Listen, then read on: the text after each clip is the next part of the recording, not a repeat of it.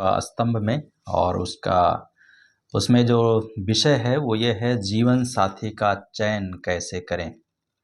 जी हाँ, जीवन साथी का चयन कैसे करें। आज युवा जो मसीही हैं वो अपने जीवन में कहीं ना कहीं जीवन साथी की खोज में है और लगे हुए हैं। और तो आज का दिन में मैं आपको ये बताऊंगा कि जीवन साथी का चयन किस प्रकार से करना चाहिए। तो मसीही युवक युवतियों को अपने जीवन साथी के चुनाव में बहुत ही सावधानी और सतर्कता बरतनी चाहिए, बरतने की आवश्यकता है। विवाह जीवन में एक ही बार होता है और जिसके साथ हमारा विवाह हो रहा है और उसके साथ जीवन भर रहना है, कौन सा विवाह अच्छा है और कौन सा विवाह अच्छा नहीं है। आज के समय में दो प्रकार के विवाह होते हैं, एक लव मैरिज होता है और एक अरेंज्ड मैरिज होता है। तो लव मैरिज और अरेंज मैरिज दोनों में कौन सा अच्छा है और कौन सा अच्छा नहीं है, इन दोनों चीज़ों के ऊपर हम विचार करेंगे आज का दिन में। तो वर्तमान में लव मैरिज का प्रचलन बहुत तेज़ी से फैल रहा है और इसमें युवक और युवती अपने जीवन साथी का चुनाव स्वयं करते हैं। लेकिन जो अरेंज मैरिज होता है उसमें माता पिता, जो जवान बेटे और बेटियों के माता पिता हैं, वे लोग खुद जीवन साथी का चुनाव करते हैं। दोनों मैरिज ठीक है, अरेंज मैरिज और लव मैरिज दोनों अच्छा है और परमेश्वर की इच्छानुसार जो विवाह संपन्न होते हैं वही विवाह सर्वोत्तम होता है। अगर परमेश्वर की मर्जी के अनुसार विवाह नहीं है तो वो अच्छा नहीं होता है, सर्वोत्तम नहीं होता है। लव मैरिज भावनाओं के आधार पर होता है। जो लव मैरिज किया जाता है, प्रेम विवाह जो किया जाता है, वो भावनाओं के आधार पर किया जाता है। तो भावनाएं कभी कभी सही दिशा में ले जाती हैं, कभी कभी गलत दिशा में भी ले जाती हैं और हमें भावनाओं में बहकने की आवश्यकता नहीं है। अगर हम भावनाओं में बहक जाते हैं तो बाद में हमें परेशानी हमारे और आपका जीवन में आ सकती है। तो उसमें भावनाओं के आधार पर यह है कि लड़का अच्छा है, सुंदर है, हैंडसम है, रंग गोरा है, अच्छे पद पर कार्यरत है, अच्छी नौकरी है, अच्छा पगार है, अच्छा वेतन है, तनख्वाह है। और इस प्रकार से लव मैरिज जो है इसमें कई बार आकर्षण का केंद्र बन जाता है और इसलिए हमें इन चीज़ों को तो चाहिए, लेकिन हमें वो परमेश्वर की व्यवस्था के अनुसार, उसकी मर्जी के अनुसार है या नहीं है, इसका भी हमें ध्यान देने की आवश्यकता है। अगर हम उस पर ध्यान नहीं देते हैं तो बाद में हमें परेशानी उठानी पड़ सकती है। उदाहरण के लिए हम लोग देखते हैं सिमसोन का। सिमसोन अपने माता पिता के साथ में जब वो तिम्ना को जाता है तो वहाँ की पलिस्ती जो पुत्रियाँ थीं, बेटियाँ थीं, उनको देखता है और देखने के बाद में उसमें से एक स्त्री उसको अच्छी लगी और वो उससे क्या किया, उसने विवाह करने के लिए प्रस्ताव अपने माता पिता के सामने रख दिया। और उसने सिमसोन ने कहा, मेरा विवाह इसी लड़की से होना चाहिए, दूसरे से नहीं, इसी से होना चाहिए। जबकि बाइबल कहती है कि वो परमेश्वर की व्यवस्था मर्जी के अनुसार भी था। तो परमेश्वर की मर्जी के अनुसार होना चाहिए। और सिमसोन का देखते हैं हम लोग कि उसमें उसका अंत जो है बहुत ही अच्छे तरीके से तो नहीं कह सकते हैं, लेकिन फिर भी परमेश्वर ने अच्छे से उसको किया। लेकिन जो परमेश्वर करता है वो अच्छा ही होता है। हमारी और आपकी दृष्टि में हो सकता है अच्छा ना हो, लेकिन जो परमेश्वर का दृष्टि में अच्छा है वो परमेश्वर हमारे साथ और आपके साथ में करता है। तो यहाँ पर ये एक शब्द और मैं जोड़ना चाहूँगा कि कई बार हम कहते हैं कि बाइबल कहती है कि परमेश्वर जो करता है सो अच्छा करता है। सही है, परमेश्वर का वचन है वो और वो सत्य है। तो आप अगर लव मैरिज करते हैं या अरेंज मैरिज करते हैं और आपका जीवन में कुछ उतार चढ़ाव होते हैं, तो उसमें आपको ध्यान देने की आवश्यकता है।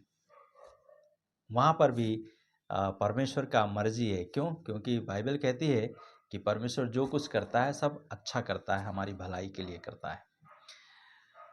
तो ये बात हमें याद रखना चाहिए कि परमेश्वर जो कुछ करता है वो हमारे भलाई के लिए ही करता है। तो किसी ने कहा कि यदि हम सिमसोन का अंत क्या हुआ वो उस चीज़ को हम लोग जानते हैं और उन बातों को जानते हैं। यदि नहीं तो आप न्यायों की किताब का अध्ययन करें और उसमें पढ़ें। उसका 14 अध्याय में उसको 14 अध्याय से लेकर के उसके बारे में हम पढ़ते हैं। तो किसी ने कहा कि प्यार जो है अंधा होता है। प्यार जो है अंधा होता है, लेकिन विवाह आँखों को खोल देता है। प्यार अंधा होता है, लेकिन विवाह आँखों को खोल देता है। हमारे बच्चे कहते हैं कि पापा प्यार जो है वो अंधा भी है, वो गूंगा भी है, साथ में बहरा भी है। तो कई बार हम लोग क्या करते हैं प्यार में जब हमें आकर्षण दिखाई देता है तो उस समय हम क्या करते हैं कि हमें कुछ उसके आगे पीछे नहीं दिखाई देता है। कोई दिखाने की भी कोशिश करता है तो हमें वो दिखता नहीं है। कोई हमें सुनाने की कोशिश करता है तो हम सुनना नहीं चाहते हैं। कोई हमसे बुलवाने की कोशिश करता है तो हम बोलना भी नहीं चाहते हैं। तो प्यार जो है कई एक बातों में ये उसमें पाई जाती है कि प्यार जो है वो अंधा है, वो गूंगा भी है और वो बहरा भी है। तो कई बार हम इस स्थिति में पहुंच जाते हैं। अब अरेंज मैरिज जो है में भी माता पिता रूप रंग देखकर, काठी देखकर, उसका नौकरी देख करके और पगार देख करके अपने बेटे और बेटियों की शादी करते हैं, उनका विवाह करते हैं और वे सोचते हैं कि ये सारी बातें अगर रहेंगी तो हमारे जो बच्चे हैं वे क्या होंगे, बेटे और बेटियां सुखी जीवन व्यतीत करेंगे और सुख से रहेंगे, सुख संपन्न रहेंगे और माता पिता भावनाओं के वशीभूत होकर वर या वधू की तलाश करते हैं और विवाह कर देते हैं। हर माता पिता अपने बच्चों के लिए उत्तम सोचता है और सोचना चाहिए। लेकिन आज एक स्टेप आगे बढ़ गए हैं हम। क्या स्टेप आगे बढ़ गए हैं कि हम अपने बच्चों को के ऊपर लोड नहीं डालना चाहते, भार नहीं डालना चाहते, जिम्मेदारी नहीं सौंपना चाहते।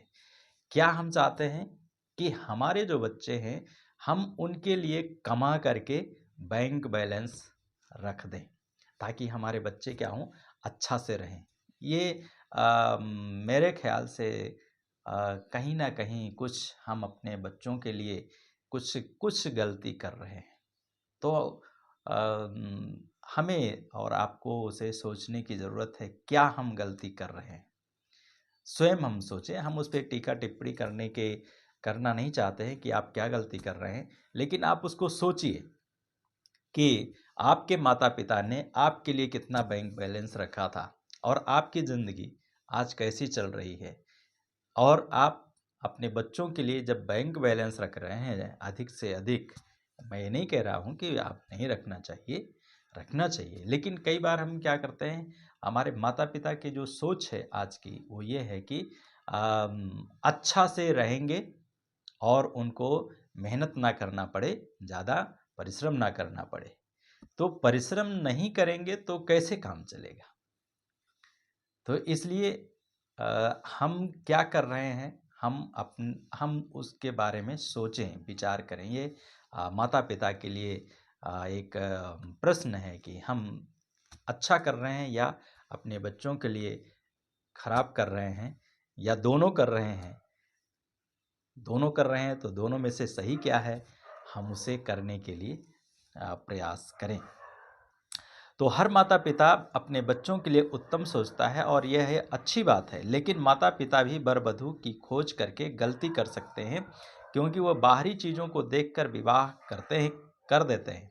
और लव मैरिज हो या अरेंज मैरिज हो, यदि उक्त विवाह परमेश्वर की इच्छा के अनुसार नहीं हुआ है, तो वह अच्छा नहीं होगा। लेकिन अगर परमेश्वर की इच्छा के अनुसार होगा, तो वह उत्तम होगा, और ये उत्तम बात है। नीति वचन की किताब उसका 4 अध्याय उसका 23 पद में लिखा है, अपने हृदय की चौकसी पूरे यत्न के साथ कर, क्योंकि जीवन का मूल स्रोत वही है। अपने हृदय की, हमें अपने मन की चौकसी करना है। जब हम अपने मन की चौकसी करते हैं, और तब हम अपने जीवन में प्रभु का नज़दीक में पाए जाते हैं। तो हर वैवाहिक जीवन में परेशानी आएगी, चाहे वो लव मैरिज हो या अरेंज मैरिज हो।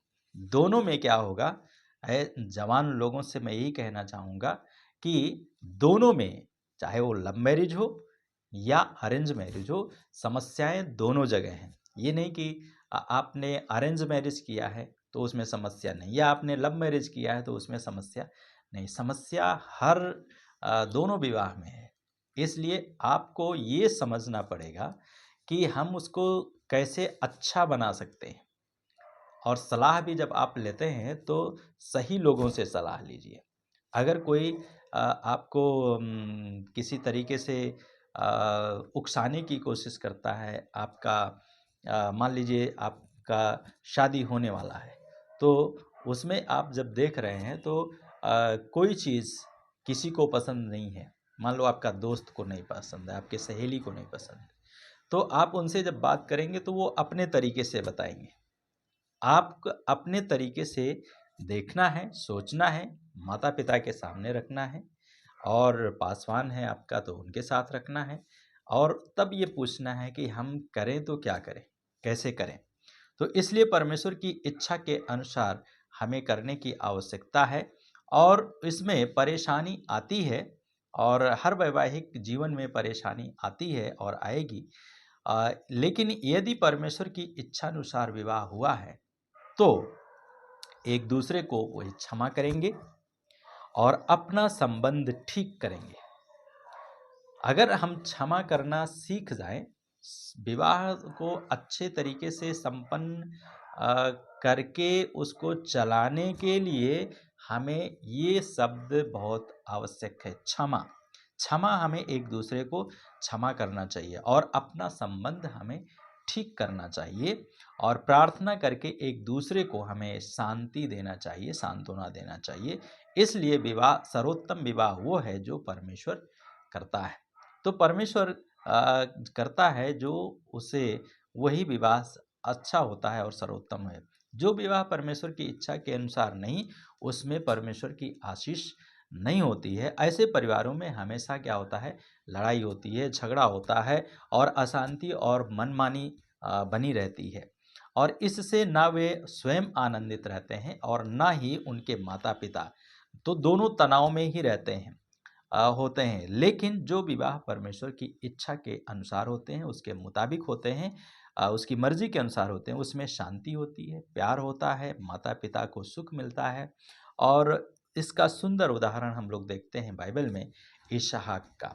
तो उसके माता-पिता की मृत्यु के पश्चात उसे शांति मिली। जब हम लोग उत्पत्ति उसका 24 अध्याय उसका 67 पद में को पढ़ते हैं, तो उत्पत्ति की किताब उसका 24 अध्याय और उसका 67 पद 67, तो यहाँ पे लिखा हुआ है कि इसहाक रिबका को अपनी माता सारा के तंबू में ले आया, और उसने उसे ब्याह कर अपनी पत्नी बनाया और उससे प्रेम किया। और इस प्रकार माता की मृत्यु के पश्चात इसहाक को शांति मिली। हम विवाह क्यों करते हैं, या हमारे माता पिता ने विवाह क्यों किया? शांति के लिए, जीवन में सुकून के लिए, चैन के लिए, आराम के लिए। तो विवाह क्या कहे, एक युवक और एक युवती के जीवन में, एक जवान वैवाहिक जोड़े में एक दूसरे को शांति देने के लिए विवाह की जाती है। और विवाह इसलिए किया जाता है ताकि वे दोनों शांति का जीवन व्यतीत कर सकें। और उसकी पत्नी रिबका ने जो इसहाक का जीवन में घाव हो गया था, कमी हो गई थी माता-पिता की, उसको क्या किया रिबका ने उसको अपने उपस्थिति के द्वारा, अपने जीवन के द्वारा, अपने कार्य के द्वारा उसको क्या किया, उसने भर दिया। उसके अकेलेपन को भर दिया, अपने प्यार से भर दिया उसने और परमेश्वर हमारे परिवारों की रक्षा करे और युवक-युवतियों के सही जीवन साथी के चयन में सहायता करे परमेश्वर। जितना मजबूत परिवार रहेगा, उतना ही मजबूत कलीसिया होगी, उतना ही मजबूत समाज होगा और देश मजबूत होगा। और शैतान परिवारों को बिगाड़ रहा है आज के समय में और आइए हम लोग कुछ चीज़ों के ऊपर आज का दिन में अध्ययन करेंगे कि जीवन साथी के लिए चुनाव के लिए हमें क्या करना चाहिए और किस प्रकार से है जवानों को जीवन साथी का चुनाव करना चाहिए, माता-पिता को अपने बच्चों के लिए जीवन साथी का चुनाव करना चाहिए। तो उसके लिए उत्पत्ति की किताब पूरा उसका 24 अध्याय 1 से 67 पद जब आप पढ़ेंगे उसको आप ज़रूर पढ़िएगा। हम यहाँ पे सारे पद को नहीं पढ़ेंगे लेकिन कुछ पदों को केवल हम उसमें से पढ़ेंगे। तो पहली चीज़ जो हमें जीवन साथी का चुनाव करने के लिए आवश्यक है, वो सबसे पहले है परमेश्वर के साथ प्रतिदिन चलना। पहली बात है परमेश्वर के साथ प्रतिदिन चलना। जब आप परमेश्वर के साथ प्रतिदिन चलते हैं, तो परमेश्वर आपके जीवन में अद्भुत कार्य करते हैं। यदि जवान प्रतिदिन परमेश्वर के साथ-साथ नहीं चलेंगे, तो वे अपनी मनमानी करेंगे और लेकिन परमेश्वर के साथ चलने से आनंद मिलता है और शांति मिलती है, खुशहाल जीवन रहता है और खुशहाल जीवन व्यतीत करते हैं और करेंगे। परमेश्वर हम सब की आप सभी जवानों की सहायता करेगा। जब से परमेश्वर ने इब्राहिम को बुलाया, तब से वह उसके साथ-साथ चलता रहा इब्राहिम। और यदि हम चाहते हैं कि परमेश्वर की इच्छा हमारे जीवन में पूरी हो, तो प्रतिदिन हमें प्रार्थना करना है, वचन को पढ़ना है, बाइबल को पढ़ना है और अध्ययन करना है और परमेश्वर की आज्ञा का पालन करना है और उसकी आज्ञा पालन करने के द्वारा हम परमेश्वर के साथ में चल सकते हैं और यदि लापरवाही की है, तो परमेश्वर के साथ हमारी कोई सहभागिता नहीं होगी। उदाहरण के लिए हम लोग देखते हैं नूह जो परमेश्वर के साथ-साथ चलते थे, धर्मी थे। हनोक जो परमेश्वर के साथ-साथ चलते थे और लास्ट में वो लोप हो गए। और उसके बाद में इब्राहिम के बारे में हम लोग देखते हैं कि इब्राहिम भी प्रतिदिन परमेश्वर की आराधना करते थे, प्रतिदिन परमेश्वर के साथ में चलते थे और साथ-साथ रहते थे।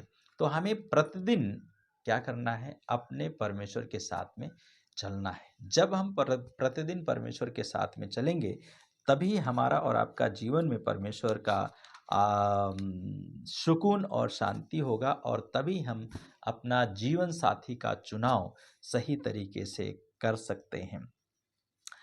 तो परमेश्वर हर एक दिन, हर एक समय परमेश्वर हम सबके साथ में रहता है और अपनी सहायता और मदद प्रदान करता है। जब हम लोग उत्पत्ति की किताब को पढ़ते हैं तो यहाँ पे इब्राहिम अपने सेवक को भेजते हैं और उसके साथ में शपथ खिलाते हैं कि तू मेरे बेटे के लिए कनानी स्त्रियों को नहीं लाना। कोई भी कनानी स्त्री को मेरे बेटे के लिए नहीं लाना, लेकिन तू क्या करना मेरे कुटुंबियों के घर में जाना, मेरे लोगों के घर में जाना, वहाँ से क्या करना मेरे बेटे के लिए बहू को लेकर के आना। तो हमें और आपको तब तभी ये हम कर सकते हैं जब हम प्रतिदिन परमेश्वर के साथ में चलेंगे, प्रतिदिन हम परमेश्वर के साथ में रहेंगे और उसके साथ में समय को व्यतीत करेंगे। दूसरी बात है परमेश्वर प्रेमी है और अगुवाई करता है। परमेश्वर प्रेमी है और अगुवाई करता है, ये दूसरी बात है। हमारा विश्वास होना चाहिए कि परमेश्वर हमसे बहुत अधिक प्यार करता है। ये हमें विश्वास होना चाहिए और जीवन के हर क्षेत्र में वह हमारी ठीक-ठीक अगुवाई करता है। और अनेकों बार हम जल्दबाजी करते हैं कई बार और कि कहीं हाथ से निकल ना जाए। और जीवन साथी के चुनाव में परमेश्वर हमारी अगुवाई करता है कि हम कैसा जीवन साथी का चयन करें। उत्पत्ति की किताब जब हम लोग 24 अध्याय पढ़ते हैं तो उसमें 7वां पद में लिखा है इस प्रकार से कहता है कि हम इब्राहिम के दृढ़ विश्वास को यहाँ पर देखते हैं। शैतान अविश्वास को बोता है, लेकिन परमेश्वर का जो वचन है और परमेश्वर के साथ जब हम चलते हैं और उसकी अगुवाई को प्राप्त करते हैं, उसकी अगुवाई में चलते हैं, तो हम और आप क्या करते हैं? परमेश्वर की उपस्थिति का अपने जीवन में अनुभव करते हैं। तो यहाँ पे उत्पत्ति 24 उसका 7 में हम लोग इस प्रकार से पढ़ते हैं। कहते हैं कि तब यहोवा स्वर्ग का परमेश्वर, जिसने मुझे पिता के घर और मेरी जन्मभूमि में से निकाला और जिसने शपथ खाकर मुझसे कहा, मैं यह देश तेरे वंश को दूंगा, वही अपना दूत तेरे आगे भेजेगा। ये क्या है? इब्राहिम का दृढ़ विश्वास है अगुवाई के लिए। तो हम और आप भी जब परमेश्वर की उपस्थिति में चलते हैं, प्रतिदिन उसके साथ में जीवन व्यतीत करते हैं, वचन को पढ़ते हैं, बाइबल को पढ़ते हैं, तो प्रतिदिन परमेश्वर क्या करता है? हमारी और आपकी अगुवाई करता है। वो कहता है वही अपना दूत तेरे आगे भेजेगा। तब आगे लिखा है, तू वहाँ से मेरे पुत्र के लिए पत्नी लाना। तू वहाँ से मेरे पुत्र के लिए पत्नी लाना। ये दृढ़ विश्वास इब्राहिम के बारे में हम लोग यहाँ पर देखते हैं। तो शैतान क्या करता है? हमारे जीवन में अविश्वास को उत्पन्न करता है। तुम चुनाव कर लो, सुनहरे अवसर मत खो। तुम चुनाव कर लो, सुनहरे अवसर मत खो। ऐसा जीवन साथी फिर नहीं मिलेगा। इत्यादि बातें जो है हमें जल्दबाजी में करती हैं और इसलिए हमें जल्दबाजी में विवाह फिर पूरा जीवन पड़ा रहता है और पूरा जीवन हमारा पड़ा रहता है पछताने के लिए। और परमेश्वर अगुवाई हमारी और आपकी करता है जब हम उसके उपस्थिति में रहते हैं और उसकी उपस्थिति में चलते हैं। भजन 23 उसका 23 अध्याय हम लोग जब पढ़ते हैं, तो वहाँ पे हम लोग परमेश्वर का अगुवाई के बारे में पढ़ते हैं। भजन संहिता उसका 23 अध्याय और उसका 3 पद में इस प्रकार से लिखा है, वह मेरे जी में जी ले आता है, धार्मिकता के मार्गों में वह अपने नाम के निमित्त मेरी अगुवाई करता है। परमेश्वर क्या करता है? जब परमेश्वर का अगुवाई में हम चलते हैं, परमेश्वर का वचन में हम बने रहते हैं, तब परमेश्वर का वचन में लिखा है कि वह मेरे जी में जी ले आता है और वो धर्म के मार्ग में मेरी अगुवाई करता है। धर्म के मार्ग का मतलब क्या है? सही मार्ग में। और वो हमारा जी में जी ले आता है, मतलब हमें शांति देता है, चैन देता है। जी में जी, जैसे कोई बहुत परेशान हो गया और अचानक उसके जीवन में क्या हुआ? खुशी का माहौल आ गया, तो वो क्या कहता है, अरे भैया जी में जी आ गया। तो शादी और जीवन साथी का चुनाव करने में भी हमारे जी में जी आ जाना चाहिए। तो जब तक जी में जी नहीं आता है, तब तक विवाह जो है वो सही तरीके से संपन्न नहीं की जा सकती है। और इसलिए हमें जीवन साथी का चुनाव करने के लिए हमें अपने जीवन में अपने जी में जी आना चाहिए, लड़की का भी लड़के का भी। तभी वो सफल होगा और सफलता को प्राप्त करेगा।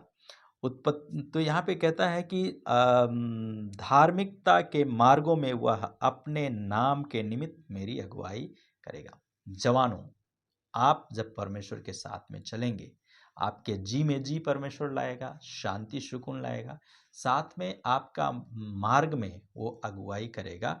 और वो अगुवाई करके क्या करेगा?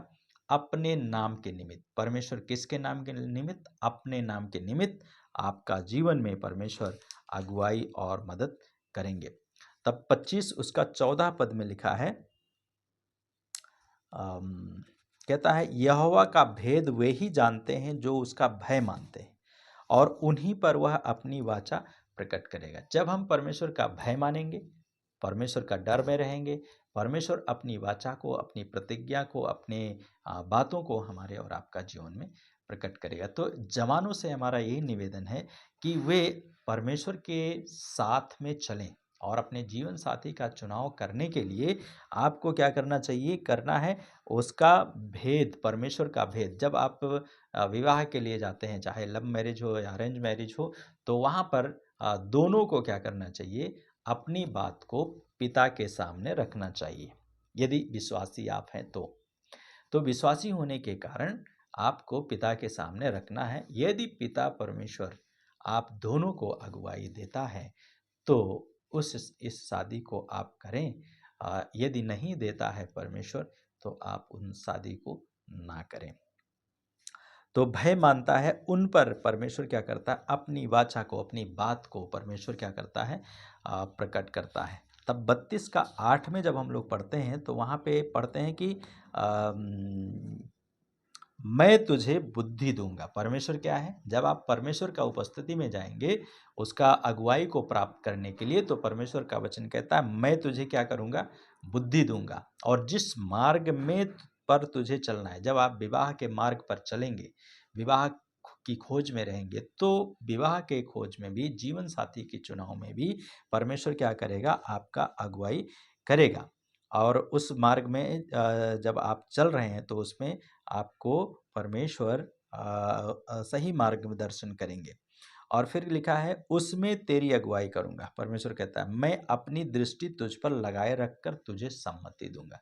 परमेश्वर अपनी दृष्टि आपके ऊपर लगाकर आपको क्या करेंगे, सम्मति देंगे। तो इसलिए आपको परमेश्वर का उपस्थिति में चलने के लिए परमेश्वर से परमेश्वर प्रेमी है, और परमेश्वर प्रेमी होने के कारण वो आपकी अगुवाई करता है। लेकिन जब आप उसका उपस्थिति में चलते रहेंगे तब तो हम परमेश्वर की प्रतिज्ञाओं को क्लेम कर सकते हैं कि वह हमारे विश्वास को बढ़ाए, और हम जब बुरे होकर अपने बच्चों को अच्छी वस्तुएं देना जानते हैं, तो परमेश्वर जो हमारा पिता है, जो हमसे प्रेम करता है, हम जब उससे मांगेंगे तो हमें अच्छी वस्तुएं क्यों नहीं देगा, जो हमारा स्वर्ग का परमेश्वर है।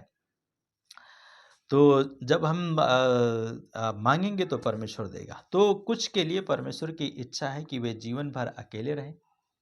कुछ लोगों के लिए परमेश्वर की इच्छा है कि वे जीवन भर अकेले रहें और प्रभु की सेवा करें। जब वह चुन लेता है तो अनुग्रह भी देता है। और विख्यात बाइबल जॉन स्टार्ट ने विवाह नहीं किया, और हम विश्वास रखें कि परमेश्वर हमारे लिए भलाई ही की चिंता करता है। तो कुछ लोगों ने विवाह को नहीं किया, सेवक लोगों ने। आज भी बहुत सारे लोग हैं जो विवाह नहीं करते हैं, जो परमेश्वर की सेवा करते हैं, और पासवान लोग, लेकिन सब लोग नहीं कर सकते। इसलिए जो, अगर आप नहीं कर सकते हैं, संयम नहीं बरत सकते हैं, तो बाइबल कहती है विवाह करना अच्छा है। और इसलिए यदि हम असंयमी हो जाएं, और असंयमी हो करके हम क्या करें, अपना संयम को खो बैठे हैं, तो उससे अच्छा है कि हम विवाह करें। बाइबल कहती है जो विवाह करता है वो अच्छा करता है, जो नहीं करता है वो और अच्छा करता है। फिर बाइबल कहती है जो करता है विवाह वो और अच्छा करता है। और इसलिए हमें विवाह करने की आवश्यकता है, अपना चुनाव करने की आवश्यकता है। तीसरी जो बात है, जीवन साथी का चुनाव कैसे करें, हम चयन कैसे करें, तो उसके लिए तीसरी बात है प्रार्थना करें। प्रार्थना जरूरी है। आपको हर बात में प्रार्थना करने की आवश्यकता है। आप सुबह से लेकर के शाम तक, जब तक बिस्तर में नहीं जाते हैं, आपको प्रार्थना विनती करने की आवश्यकता है, और प्रार्थना करके अपने जीवन में परमेश्वर की महिमा को आप देख सकते हैं।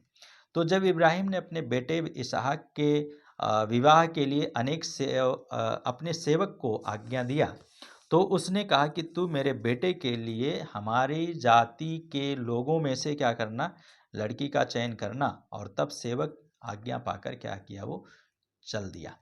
और उसने कहा, क्या कहा उसने, हे यहोवा मेरे परमेश्वर, मेरे स्वामी इब्राहिम के परमेश्वर, आज मेरा काम सफल कर और मेरे स्वामी इब्राहिम पर कृपा दृष्टि कर। उत्पत्ति की किताब 24 अध्याय उसका 12 पद में हम लोग इस चीज को पढ़ते हैं। तो उत्पत्ति की किताब उसका 24 अध्याय उसका 12 पद में हम लोग ये पढ़ते हैं कि परमेश्वर का जो सॉरी इब्राहिम का जो सेवक है एलिएजेर, वो क्या करता है, परमेश्वर से परमेश्वर के सामने अपनी बात को रखता है, और वो कहता है कि आज मेरा काम क्या कर, सफल कर। जब आप विवाह के चयन के लिए, जीवन साथी का चयन करने के लिए जाते हैं, तो आप ये प्रार्थना जरूर करें कि परमेश्वर हमारे कार्य में सफलता प्रदान करे, और उससे बुद्धि और ज्ञान को मांगे। तो 24 का 12 में लिखा है कि उसने कहा, किसने कहा? जो इब्राहिम का दास है, वो कहता है क्या कि अम, हे यहोवा मेरे स्वामी इब्राहिम के परमेश्वर, आज मेरा कार्य सफल कर और मेरे स्वामी इब्राहिम पर कृपा दृष्टि कर। ये एक इतना अच्छा सेवक था जो क्या करता है, परहित प्रार्थना भी करता है, दूसरों के लिए की चिंता करता है, अपने स्वामी की चिंता करता है। और आज उन लोगों के लिए ये चुनौतीपूर्ण है जो किसी के घर में कार्य करते हैं, जो किसी के घर में रहते हैं, उनके लिए चुनाव है, उनके लिए एक चुनौती है कि आप उसके भलाई के लिए प्रार्थना करें। यहाँ पर जो इब्राहिम का सेवक है, वो क्या करता है? कहता है कि मेरा जो पुत्र के लिए जो शादी के लिए क्या होना चाहिए?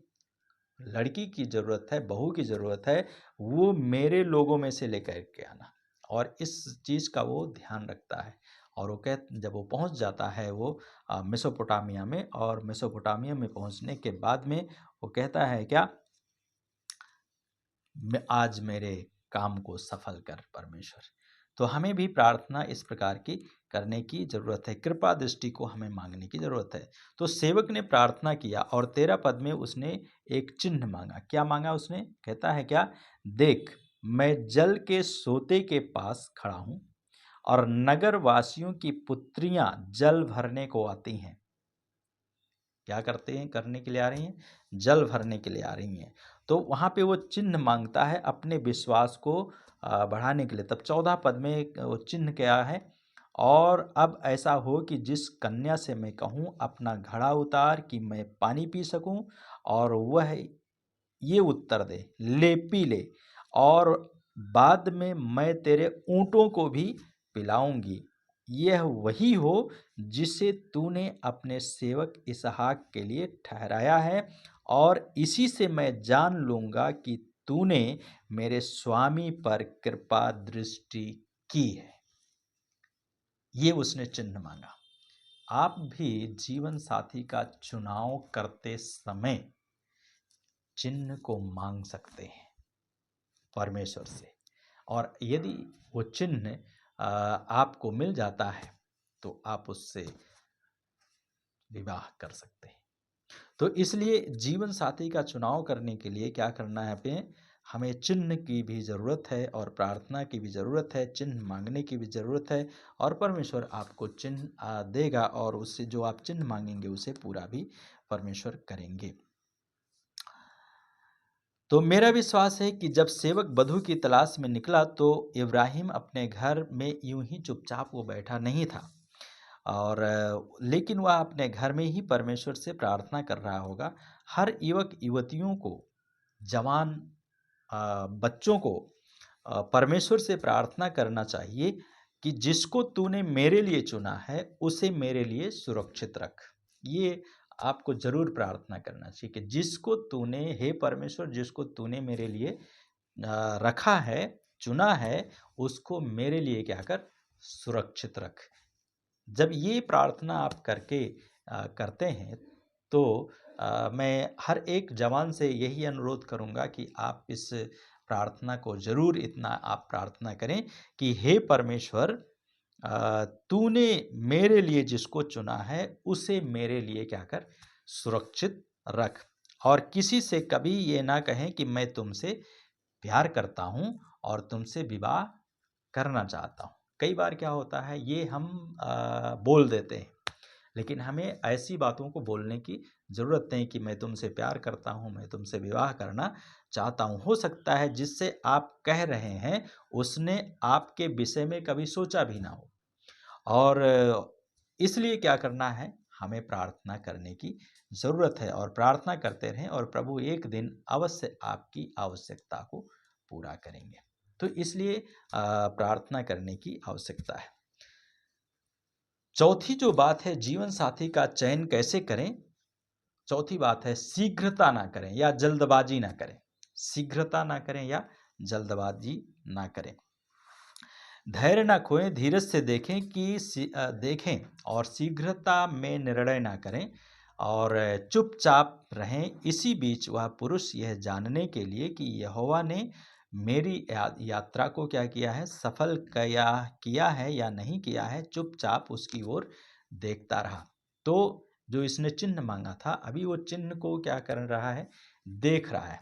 आपको देखने की भी ज़रूरत है, परमेश्वर से प्रार्थना करने की ज़रूरत है। परमेश्वर आपको अपनी दृष्टि दे ताकि आप सही तरीके से अपने जीवन साथी का चुनाव कर सकें। तो उत्पत्ति 24 का 21 में जब हम लोग पढ़ रहे हैं यहाँ पे, तो कह रहा है कि अभी क्या हो गया, उसके ये जो उसने यहाँ पे चिन्ह को मांगा था, वो यहाँ पे चिन्ह पूरा हो जाता है। रिबका आती है अपने कंधे पर, जो बतूल नाहोर से उत्पन्न है, इब्राहिम का भाई नाहोर है, उससे उत्पन्न हुई मिल्का के पुत्र बतूल की बेटी रिबका है, और अपने कांधे पर घड़ा लिए हुए वो वहाँ पे आ जाती है। वो बहुत ही सुंदर थी, उसके बारे में बाइबल लिखा है बहुत सुंदर थी। वो कुंवारी थी और किसी पुरुष ने उसको नहीं जाना था, मतलब उसके साथ में किसी प्रकार का अफेयर नहीं था किसी का। और वह नीचे उतरी और सोते में अपना घड़ा भर कर ऊपर आई। तब उसने देखा और देखने के बाद में क्या किया, उसने उससे बात करना शुरू किया और तब उसने कहा कि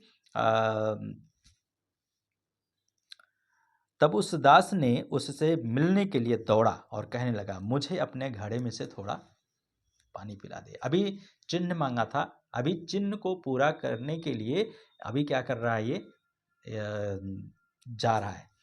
तो आप भी जब चिन्ह मांगते हैं तो उस चिन्ह पर विश्वास करके साथ अडिग रहना है और परमेश्वर से उसे पूर्ति होने के लिए मांगना है। अगर वही आपका जीवन में लड़का है या लड़की है, तो परमेश्वर आपका जीवन में जो आपने चिन्ह मांगा है वो भी क्या होगा, पूरा होगा। तो चिन्ह उसने मांगा था, अभी उसको पूरा होने का समय आ गया।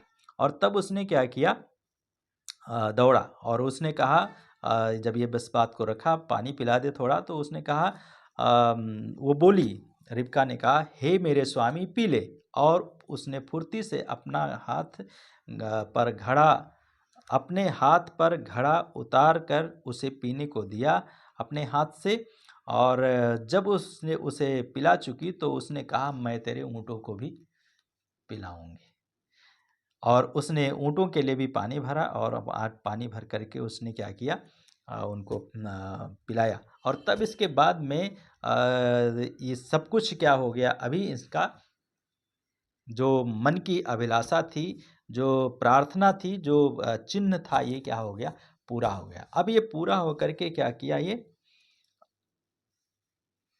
उसकी ओर देख रहा है और उसकी ओर देखते हुए वो कह रहा है क्या, शीघ्रता ना करें। अभी हम लोग देख रहे हैं कि हम शीघ्रता ना करें। तो 24 का 21 में लिखा है, इसी बीच वह पुरुष जानने के लिए कि यहोवा ने मेरी यात्रा को सफल किया है कि नहीं, चुपचाप उसकी ओर क्या हुआ, देखता रहा। और फिर ऐसा हुआ कि जब वह पानी पिला चुकी ऊँटों को उसके, और तब उसने क्या किया, आधे सेकेल ओजन का सोने का नत्थ और 10 सेकेल ओजन सोने के कंगन उसके हाथों में पहना दिया। और इसके बाद में उसने बातचीत किया, तू किसकी बेटी है, कहाँ की है, और क्या तेरे घर में ठहरने के लिए है या नहीं है, ये सब कुछ क्या किया, उसने पूछा सेवक ने। और सेवक ने जब पूछा तो उसने सब कुछ बता दिया और तब उसने परमेश्वर की महिमा और प्रशंसा की। तो इसलिए हमें देखता रहा वो चुपचाप, उसकी जो चिन्ह था वो भी पूरा हो गया।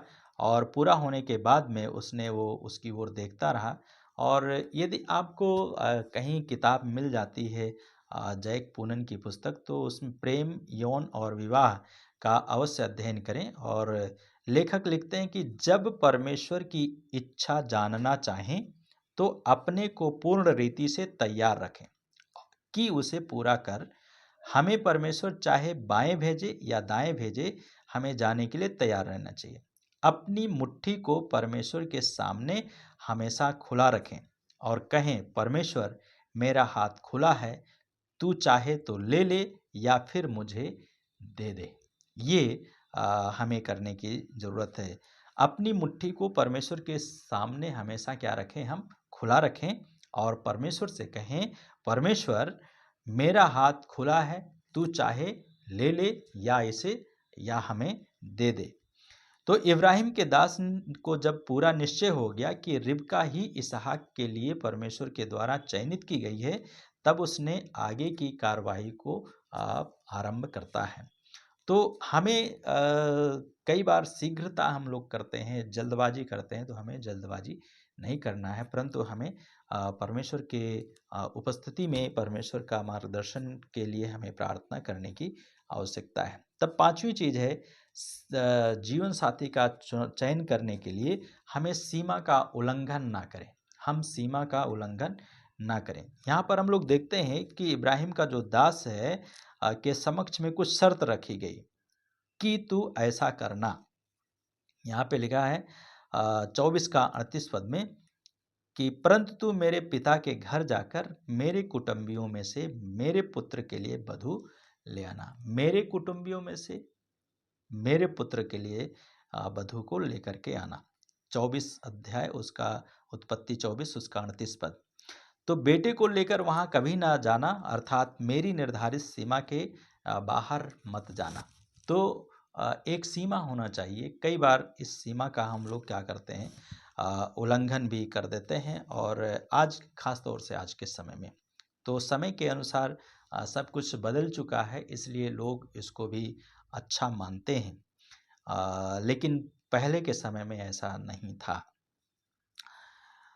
तो इब्राहिम कहता है कि मेरे बेटे को वहाँ लेकर कभी भी मत जाना और मेरी निर्धारित सीमा के बाहर मत जाना, और जब स्वयं के लिए या अपने बेटे और बेटियों का विवाह करना है तो बहुत सावधान रहना है। बाइबल की शिक्षा है कि अविश्वासियों के साथ असमान जुए में ना जुतना।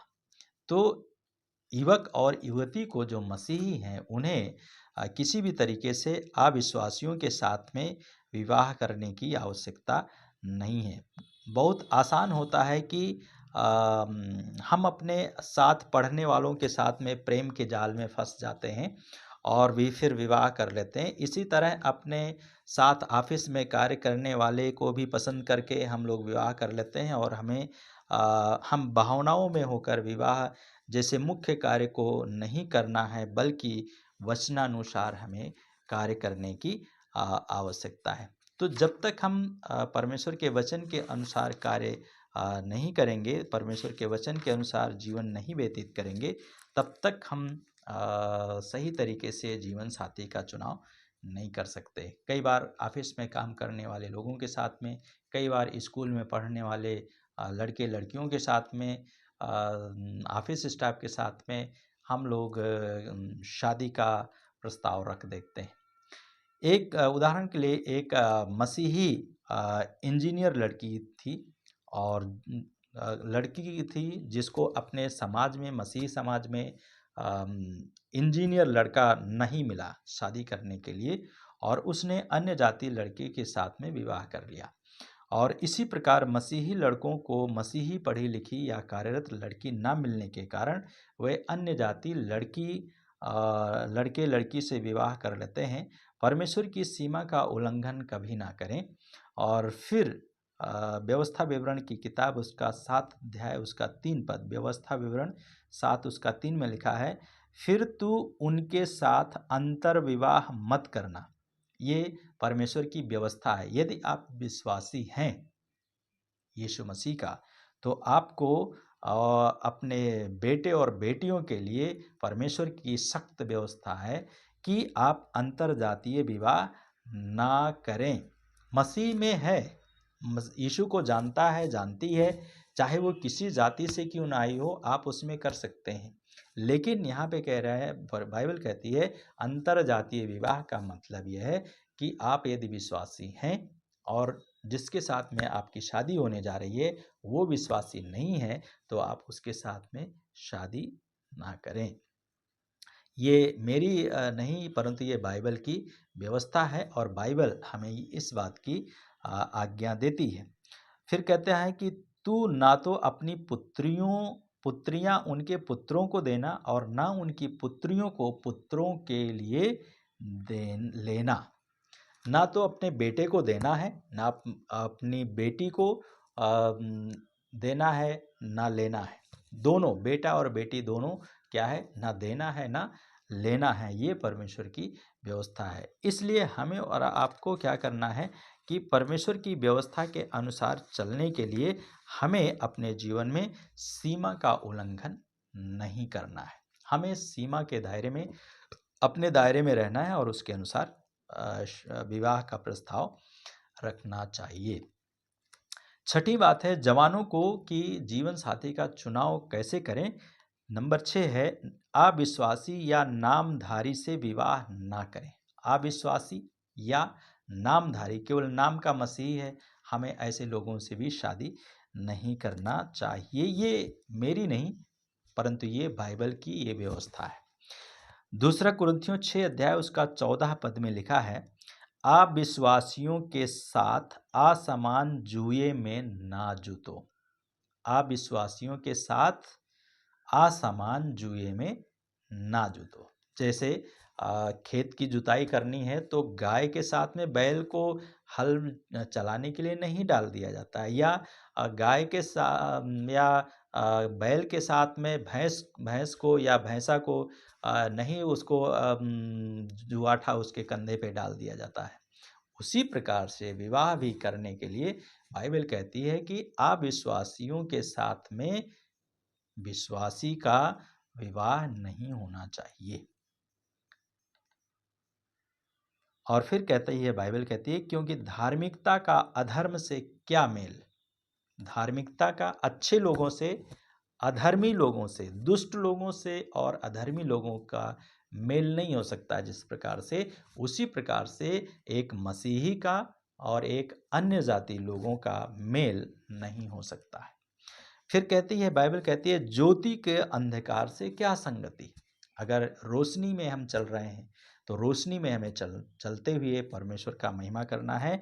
और हमें क्या करना है, रोशनी में जब है तो रोशनी में ही हमें रहने की आवश्यकता है, अंधेरे में जाने की आवश्यकता नहीं है।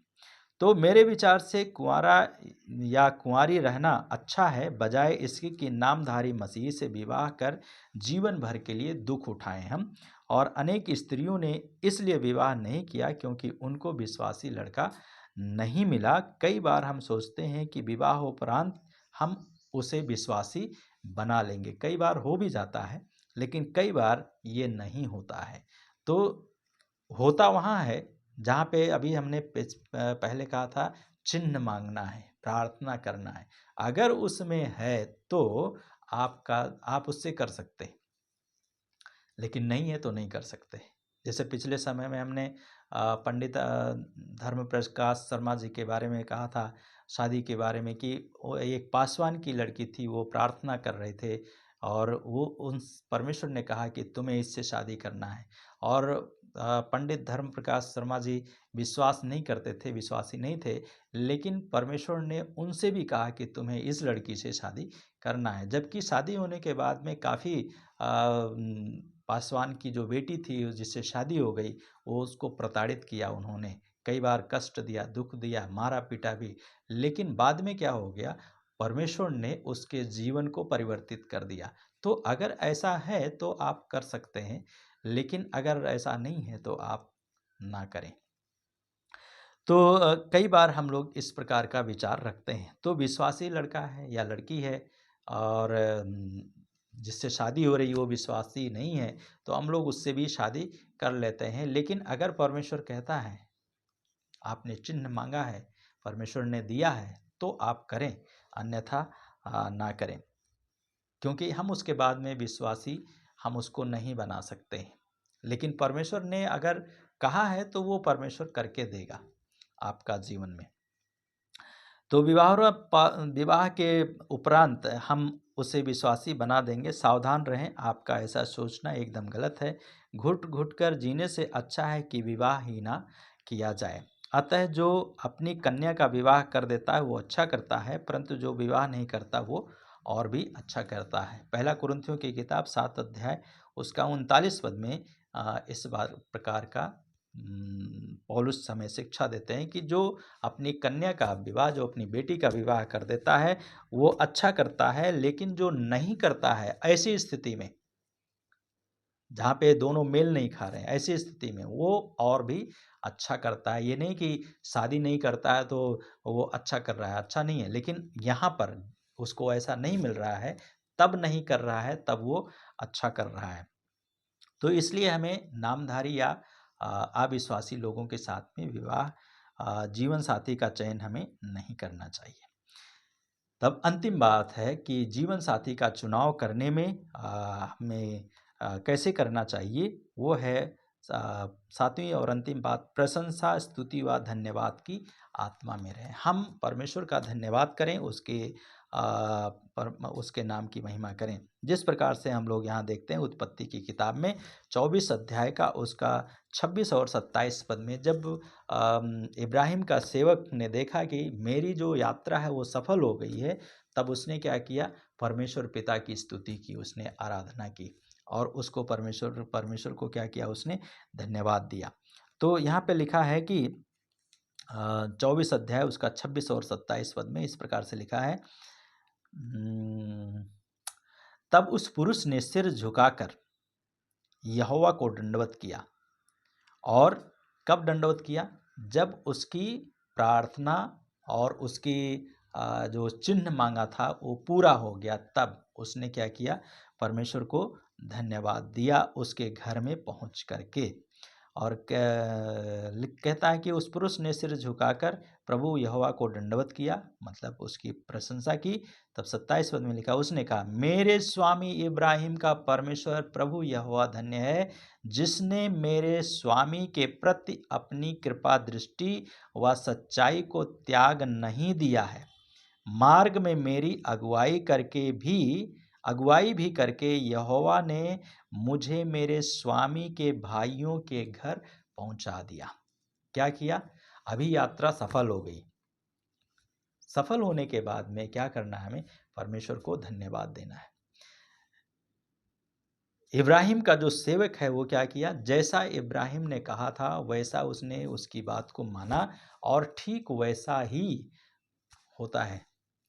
हो सकता था दूसरा भी आ सकता था, बहुत और भी लोग आई थी लड़कियां वहां पे, लेकिन परमेश्वर ने क्या किया, उसका मार्गदर्शन ऐसे समय में किया जब उसके कुटुंबी के घर की बेटी आ गई तब। तो परमेश्वर हमारे और आपका जीवन में एक दर्शन होना चाहिए, एक विजन होना चाहिए, एक लक्ष्य निर्धारित करना चाहिए कि हमें किस प्रकार का लड़का चाहिए, किस प्रकार की लड़की चाहिए, किस प्रकार का बेटी चाहिए, किस प्रकार का बेटा चाहिए। शादी के समय में जीवन साथी का चुनाव करने में, तो ये जवानों के लिए आज के दिन में खास तौर से आपके लिए है कि आपको अपना जीवन साथी का चुनाव करते समय आप इन बातों का ध्यान जरूर रखें और रख करके अपनी महिमा को, परमेश्वर की महिमा को करें। तो यहाँ पे लिखा है कि जिसने, इब्राहिम का जो सेवक है वो कहता है, धन्य है हमारे इब्राहिम का परमेश्वर प्रभु यहोवा, जिसने मेरे स्वामी के प्रति अपनी कृपा दृष्टि व सच्चाई को त्याग नहीं दिया। तो परमेश्वर के साथ में जब आप चलते हैं उसके उपस्थिति में, तो परमेश्वर आपका जीवन में अपनी महिमा को प्रकट करता है। तो सेवक ने परमेश्वर की अगुवाई के लिए परमेश्वर को धन्यवाद दिया, उसकी स्तुति और बड़ाई की। और एक समय आता है जब आप इस निर्णय पर पहुंच जाते हैं, और इस निर्णय पर पहुंचने के बाद में कि यह परमेश्वर की ओर से है, अतः जब तक यह ना ज्ञात हो जाए, मालूम ना हो जाए कि यह परमेश्वर की ओर से है, तब तक प्रार्थना आप करते रहें। और जब जान जाएं कि यह परमेश्वर की ओर से है, तब परमेश्वर का क्या करें, धन्यवाद करें और ये ना भूलें और उसका स्तुति और प्रशंसा करें। अतः हम युवाओं से यही आग्रह करते हैं आपसे कि आप इन 7 बातों को याद रखें और इसके अनुसार आप अपने जीवन में उत्तम जीवन साथी का चुनाव करने में परमेश्वर आपकी सहायता करेंगे। तो पहला हमने देखा था कि परमेश्वर के साथ प्रतिदिन चलना है, और दूसरा देखा था परमेश्वर प्रेमी है, वो अगुवाई करेगा आपका जीवन में। तीसरा हमने देखा प्रार्थना करना है, और चौथा हमने देखा शीघ्रता ना करें। पांचवा देखा हमने सीमा का उल्लंघन ना करें। छठवीं बात को देखा हमने अविश्वासी या नामधारी लोगों से विवाह ना करें। और सातवां हमने देखा जब कार्य में आपको सफलता मिलती है तब आप परमेश्वर को क्या करें, धन्यवाद की आत्मा में रहें और परमेश्वर को धन्यवाद दें। प्रभु यीशु मसीह आपके लिए अपनी जान दी, अपने पिता परमेश्वर ने अपने बेटे को हमारे उद्धार के लिए, हमारे छुटकारा के लिए दे दिया। तो जीवन साथी का चुनाव करने के लिए भी हमारा पिता परमेश्वर, हमारा प्रभु यीशु मसीह आपका अगुवाई अवश्य करेंगे। और इसलिए उसने अपने खून को बहाया है, और खून को बहा करके अपना रक्त बहा करके आपको बुलाया है, आपको चुना है। तो परमेश्वर आपका जीवन में जीवन साथी का चुनाव करने में भी मदद करेंगे। आशा है परमेश्वर इसके द्वारा आपको आशीष देंगे। आइए दुआ करें। प्यारे यीशु, हम धन्यवाद देते हैं आपका इस वचन के लिए, और प्रार्थना करते हैं इस वचन के द्वारा आपकी महिमा हो। और प्रभु यीशु, आपका कार्य है, और आपका कार्य लोगों के जीवन में, इन जवानों के जीवनों में, युवक और युवतियों के जीवन में प्रभु ये बातें पाई जाएं, और इस बात के अनुसार उनका जीवन प्रभु जी आशीषमय हो, और वो प्रभु अपने जीवन में आशीष को प्राप्त करके आपकी महिमा कर सकें। हे परमेश्वर, आप दया कीजिए। धन्यवाद के साथ प्रत्येक बातों में आपको महिमा देते हैं, और हम सभी जवानों के लिए प्रार्थना करते हैं। और प्रभु, आप उनके लिए एक अच्छा जीवन साथी दीजिए, ताकि उसके द्वारा आपकी महिमा होवे और आप ऊंचे पर उठाए जाएं। आप उनके जीवन का प्रभु और परमेश्वर बनकर बुद्धि और ज्ञान देकर, समझ देकर उनकी अगुवाई कीजिए। धन्यवाद के साथ प्रार्थना यीशु के नाम से मानते हैं। आमीन। आमीन। प्रभु आशीष दे।